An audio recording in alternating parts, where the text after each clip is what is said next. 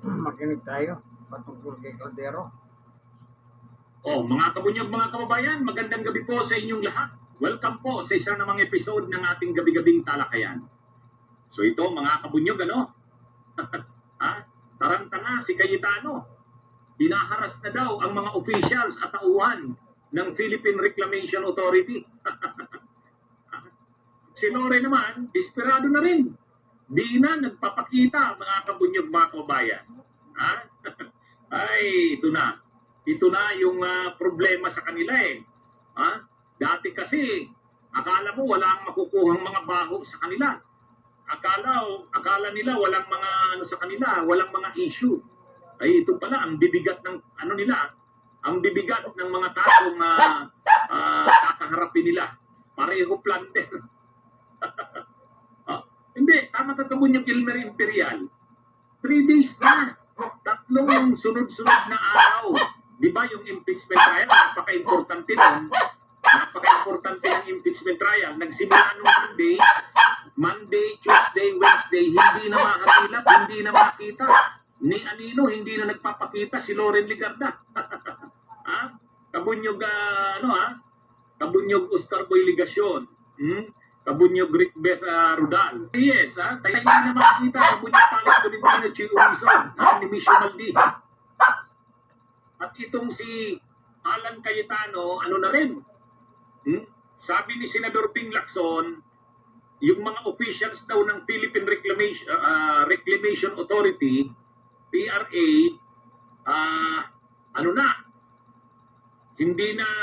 hindi pinapabuelo ni hinaharas ni Alan Cayetano, mga kabunyog. Yung kasing ang isa pa kasing naungkatan, yung isa pang naungkatan ni Alan Peter ay ni Senador Ping Lacson, kabunyog Antonio Eristain, ang isa pang naungkatan ni Senador Ping Lacson sa Tagiga, maraming mga kunwari slow protection. Siyempre ang gastos nasa gobyerno, slow protection. Joe Partosa, Ranil Tubo, Gaming Adventure. Kunwari, slow protection. Pero yung slow protection, lumalabas, reclamation. Reclamation, mga kabunyog, ay bawal yun. Bawal yun.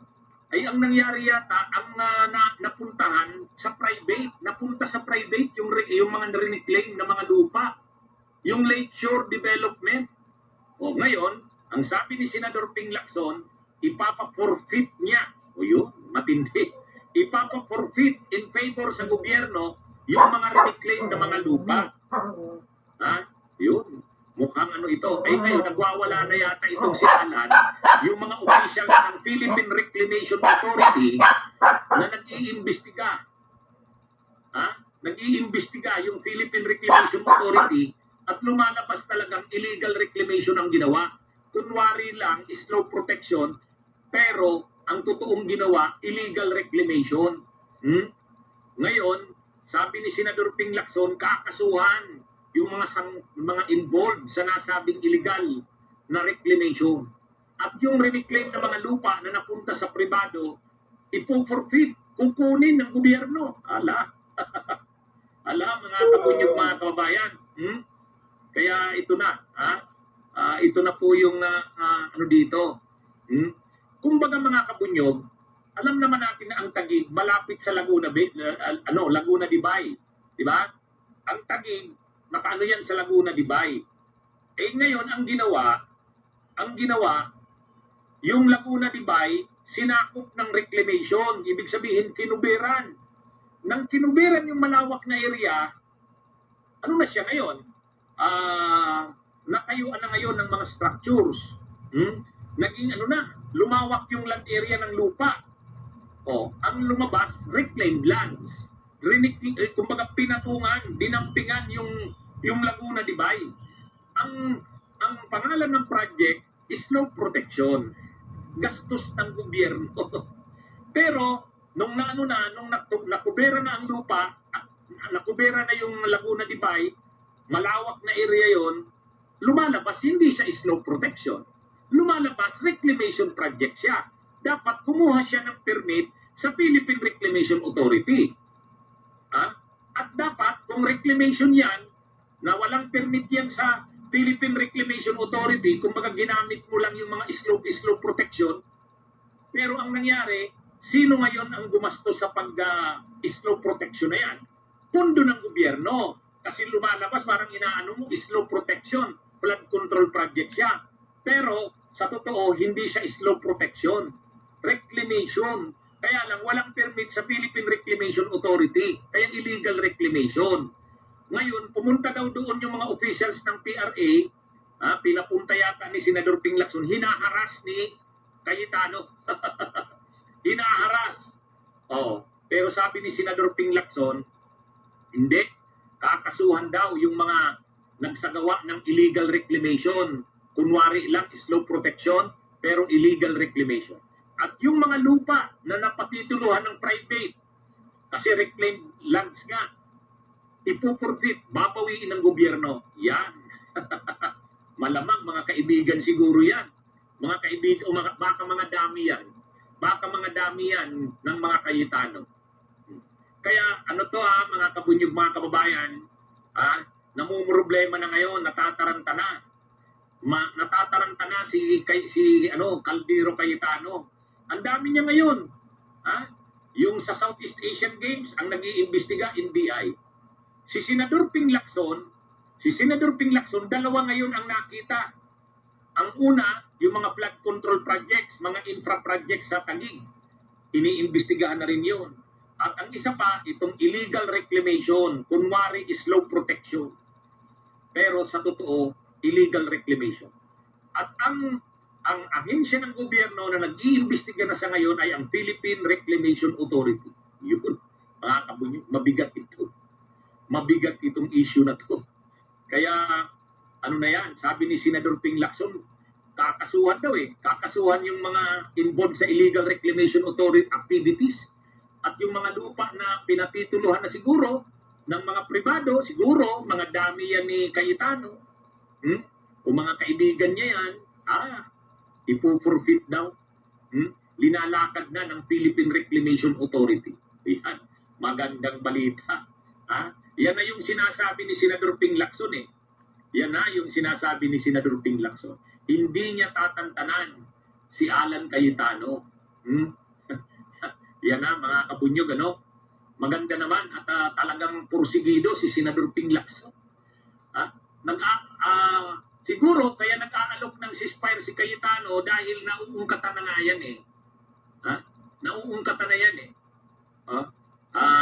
gusto sanang pigilan ni Cayetano, nag-aalok sana ng ceasefire, hindi na doon sa mga senador na kaibigan nila.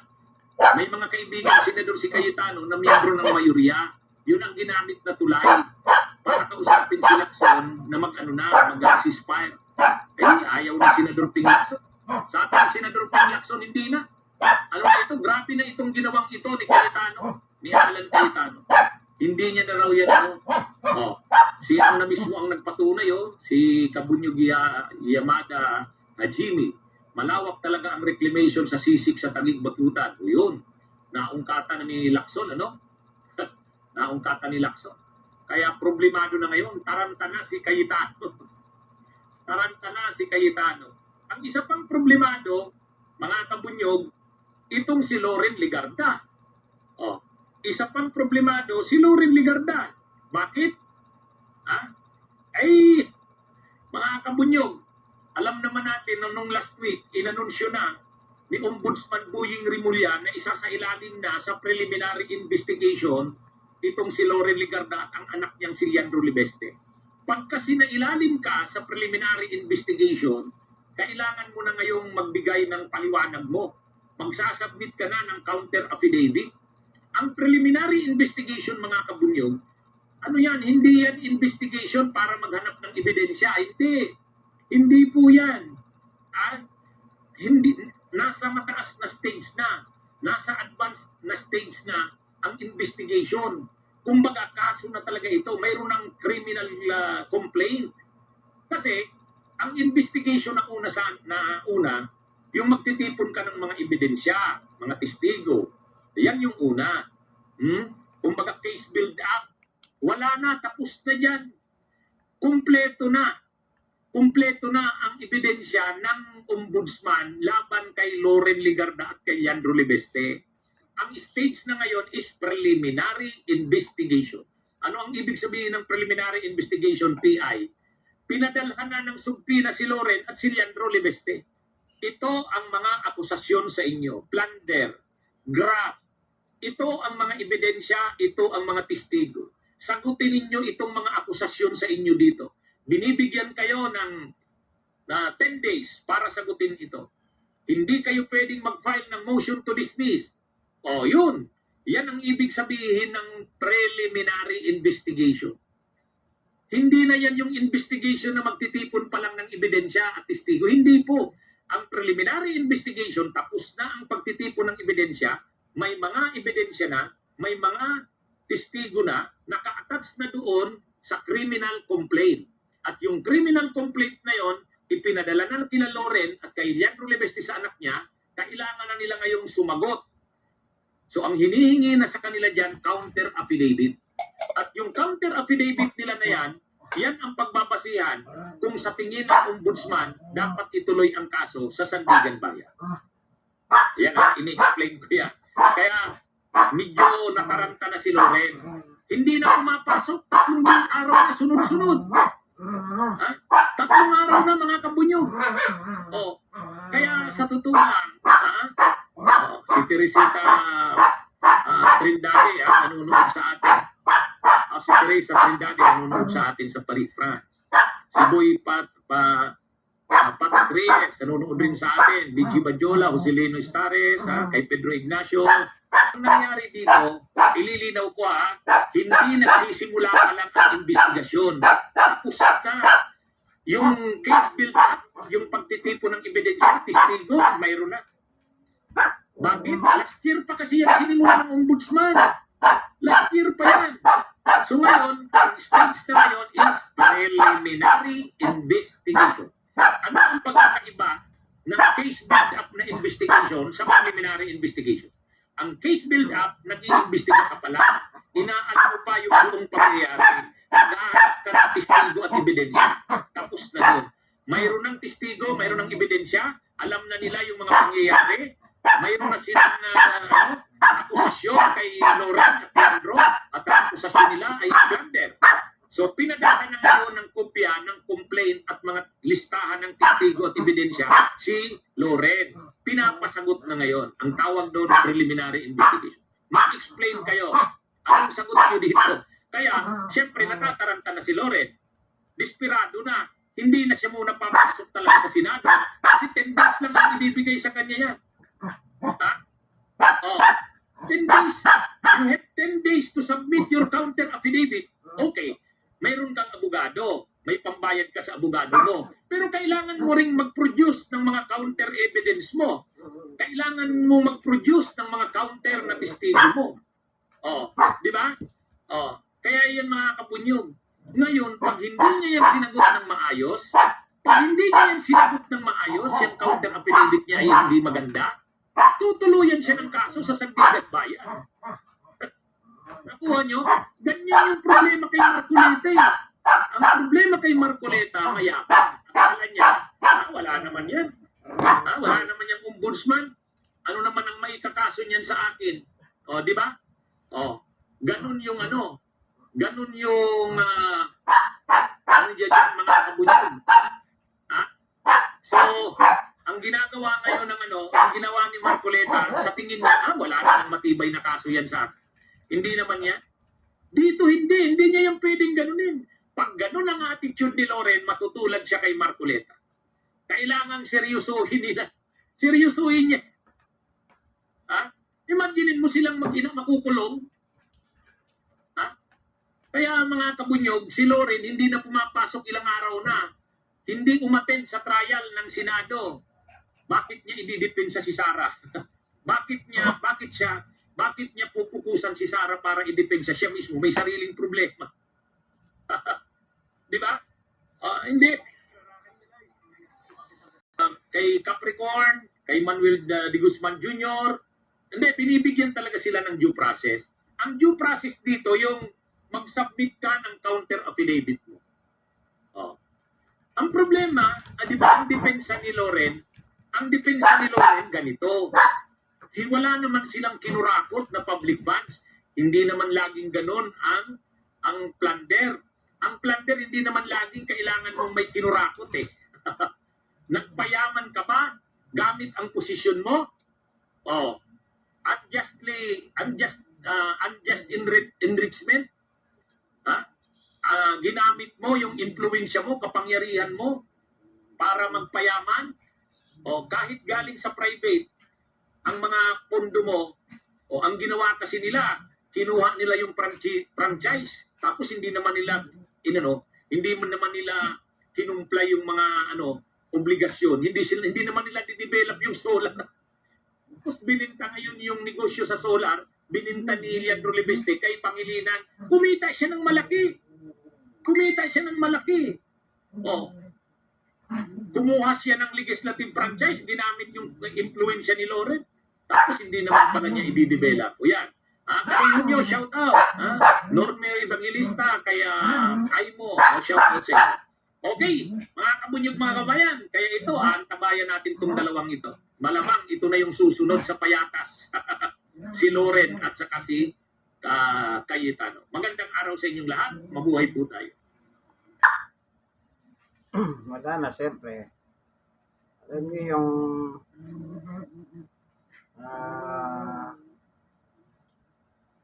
lahat ng anomalyan ng mga politiko ngayon sumasabog.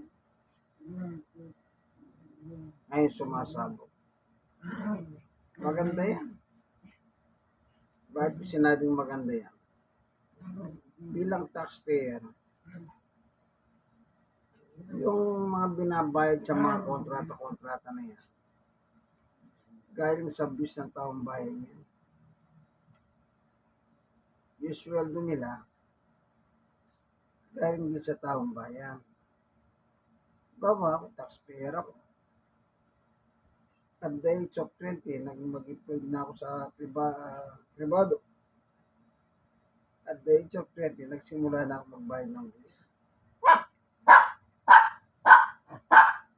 Ang alam ko, kaya tayo nagbabayad ng bis, unang-una, obligasyon natin yan. Yan ay nasa Biblia. Ito, meron na akong hawak na Biblia. Ang sabi ng Apostol Pablo, tayo magbabayad tayo ng bis. Ito, basahin ko Sa Roma 13:6. Iyan din ang dahilan kung bakit kayo nagbabayad ng buwis. Ang mga pinuno ng pamahalaan ay mga lingkod ng Diyos at sila ang namamahala sa mga bagay na ito. So, gobyerno namamahala pala ng bis. Yung biyaya, yan ang kamay ng presidente sa pangungulekta ng buwis. Kaya pag hindi ka nagbabayad, pwede ka nilang i-demanda ng ano bang tawag doon? Tax evader.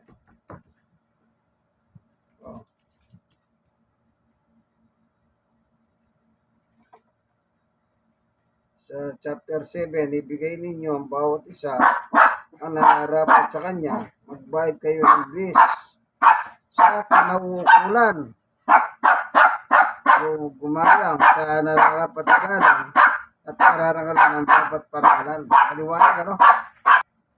Naalala niyo ba nung araw si Chris?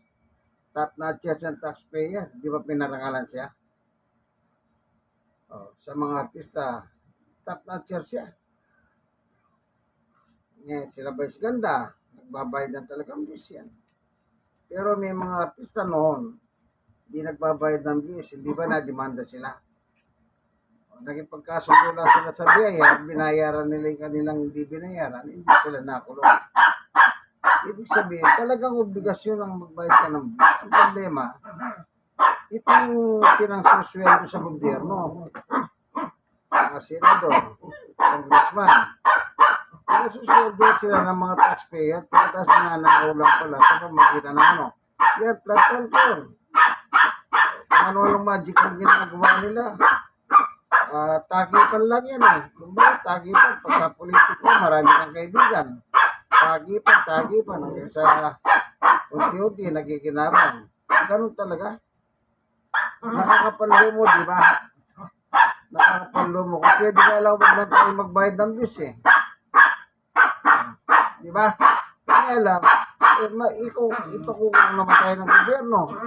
Pag hindi ka nagbayad ng views, kahit barya-barya lang, di ba hindi ka magbayad? Kasi obligasyon, sabi ng Biblia eh.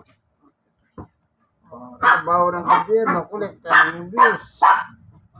Kasi yun po yung ginagamit naman nila sa paggawa ng iba't ibang proyekto ng gobyerno. At isa yan, yung pinagsusweldo sa kanila. Kaya nakakapanlumo. Kaya ako po, bilang taxpayer, hindi ako nagtrabaho sa gobyerno. Sa pribado ko nagtrabaho. Tax. Buro na lang tax. Tapos na nakawin lang nila. Di ba nakakasama na lang? Yan ang nangyayari ngayon. Naalala ko nga si Ligarda, yung anak niya Libiste. Yung mga nakuha nilang mga dokumento dati, dating sekretary ng Public Ocean Highway, nung nagpakamatay sa Baguio. Tinanong nito yung yung anak ni Loren. Yung nanay mo, meron ba dyan? Nung una, ayaw niya sumagot eh. Sagot niya, malit lang, sabi niya pa eh. Yung magkano, sabi nito niya, makulit siya niya. 1 bilyon. Malit lang daw, 1 bilyon. Kasi di ba? Sabi ni Leandro, yung kanyang anak na kongresista naman sa Batangas. Yung ganyan, sabi nga na, malaki ang problema nila, magina sila eh. Magina sila. Ginamit ang lahat ng parahan para kaya pag perang umandar, papahamak ka niya. Kapag sa pera sumunod, papahamak ka niya, papahamak ka. Tandaan niyo po yan. Hindi po, dito na lang mga maingay po itong aso ko, naglalaro kasi sila. Kaya baka hindi nyo masyadong maintindihan. May kaibigan Jesus, Father, God bless us all. Bye-bye.